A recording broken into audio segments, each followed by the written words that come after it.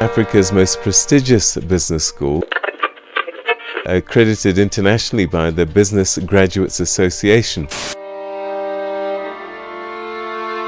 The UNISA Graduate School of Business Leadership welcomes Peter Ndoro, who joins the school to pursue a Master of Business Administration. A respected broadcaster across the continent, he now steps into a new chapter of academic and leadership development.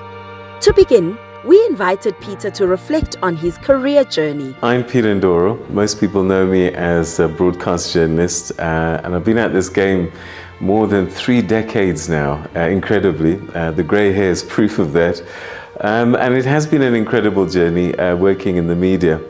Had I not done the work or chosen the career that I've chosen, I probably would never have put my hand in Mandela's hand. I probably wouldn't have met all of the presidents of South Africa. I probably wouldn't have been standing at the United Nations building and introducing the UN Secretary General. I probably wouldn't have sat down with Kofi Annan in Norway. So I do not take for granted the many moments that this work has given me personally. We then explored what led him to return to formal study at this stage and what drew him to the UNISA Graduate School of Business Leadership. I'm studying an MBA with UNISA SBL, and I think throughout life what has always interested me is gaining new knowledge. My first degree in my life actually was a BComt, that's what they used to call it back then, and it's a Bachelor of Accounting Science, and I did it with UNISA.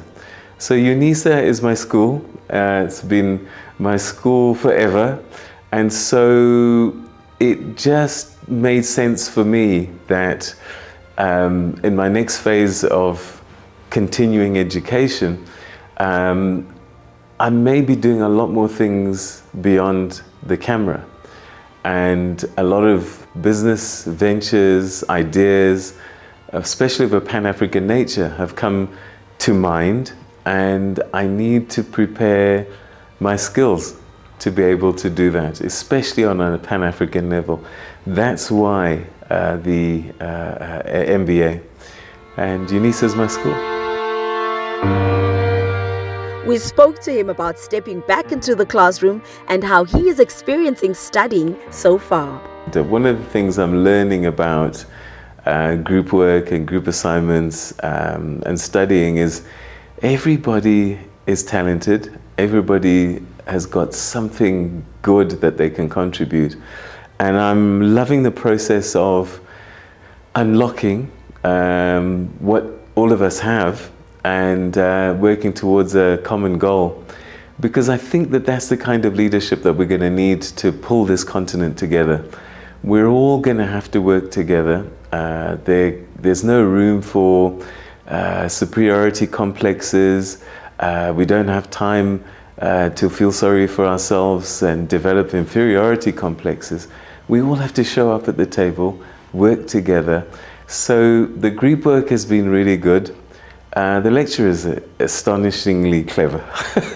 They really are. And you know, it's just a privilege to be able to sit and absorb and learn from the staff that the SBL has. So that's been good. I've enjoyed the teaching and I've enjoyed the group assignment work. We also asked him to share his perspective on the kind of leadership that's needed across the continent and the role that business leaders must play. I heard at one stage that something ridiculous like 10% of our continent's GDP disappears through corruption. It's going to take leadership to change that mindset, for us to start to say, actually, this is not okay. This is not the way to do business. We can be an example to the rest of the world. Yes, a lot of the corruption that we see was born out of colonial relationships, and the corruptor maybe gave us independence, but carried on with the colonization project through corruption. And I think it's time for us to own ourselves, because our cultures, all of them, without exception, had a richness that was not corruptible. Whatever word you want to use, in South Africa we say Ubuntu, in Zimbabwe you might say Chivanu. Across the continent we have this innate sense of what is right and what is good, and leading in a way to benefit our societies. And I just want us to find that space again. And so the kind of leaders that we need are the kind of leaders of old, that really cared about humanity, really cared about people, and were not about themselves, but using modern terminology, were servant leaders that accepted that they were anointed king, they were anointed chief, but they served at the pleasure of the citizens. And that's the kind of leadership I think that we're going to need for us to become the kind of continent that's going to lead the rest of the world.